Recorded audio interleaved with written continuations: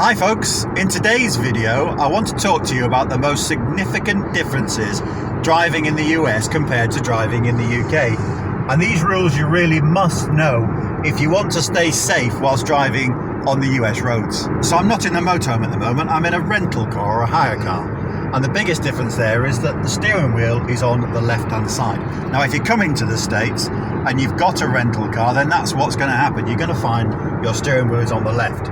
Now the most important thing is to give yourself time when you pick it up to familiarise yourself with the different controls. Now don't worry, it's not that difficult.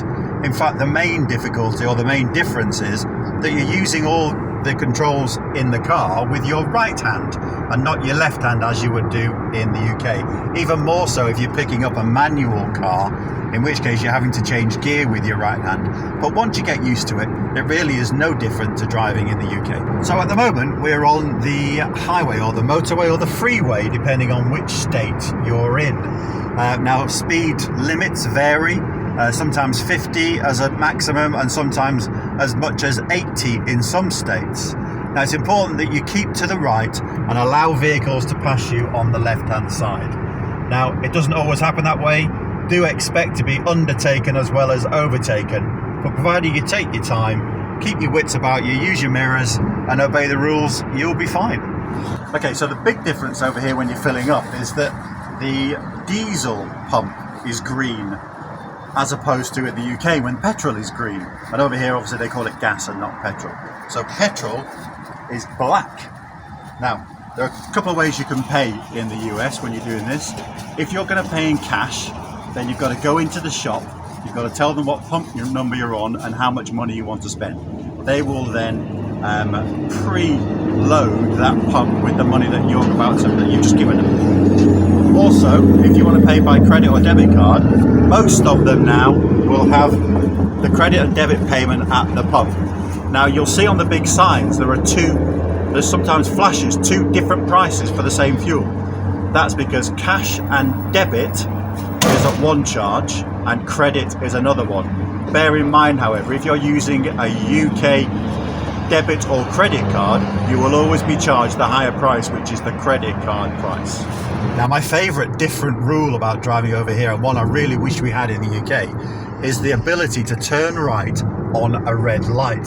So if you're coming up to traffic lights and it's on red, providing it's safe to do so, i.e. nothing coming from the left or nothing coming towards you and turning, then you can turn a right on a red light. Now if you see a sign that says no turn on red light, then that's clear, you can't do it at this particular time. So we're now coming up to a four-way intersection. Okay, so basically that means it's like a crossroads where nobody has priority.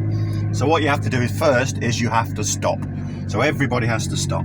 And you go in the order in which you stop. So if I'm stopping here, there's nobody else, then I can go once I've stopped. Now, the rule is, the order you stop, that's the order you go. If there's somebody else on the opposite side and you basically stop together, then it's the person who has a clear lane on their right. So if I'm going that way and there's no one coming in this way, then I have right of way. And that's how you do it, and it's basically you go in order. Right, so the police, which is perfect timing to talk about what you should do if you're pulled over by the police in America. Now one thing you've got to remember is, over here guns are very sort of prolific. So if you're stopped by the policeman will always assume that you are armed. So the best thing to do is to just put your hands on your steering wheel so that when the policeman gets to your car window, he doesn't feel the threat. So one thing that you don't see too often over here is a roundabout. In fact, in most states, they're called traffic circles. Exactly the same rule applies as in the UK in America. You give way to oncoming traffic that is already on the roundabout or the traffic circle. And once it's safe to do so, you then make your own way across.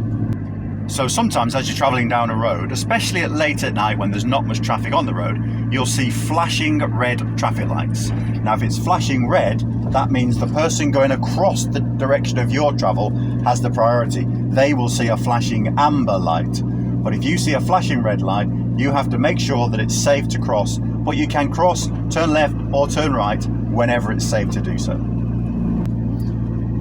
Another thing to look out for is construction zones. Now, you'll see signs all over the place, but if you are caught speeding in a construction zone in every state in America, because it's a federal law, speeding fines are automatically doubled.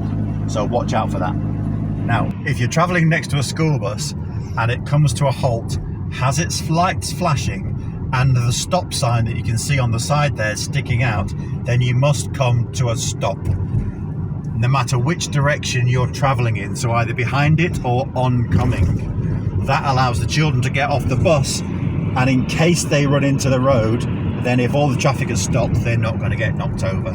So that's quite an important rule to know. So I hope you found that information useful. You'll notice in America, most of the roads are really good. They're wide and they're nice and flat. The road we're on at the moment, very, very busy. It was busy the first time we arrived in March, and it's busy now when we're leaving. But apart from that, all the other roads have been really, really good. So thanks for watching. Hope you enjoyed it. We're now leaving the States, so we'll catch you on the other side of the pond. Bye.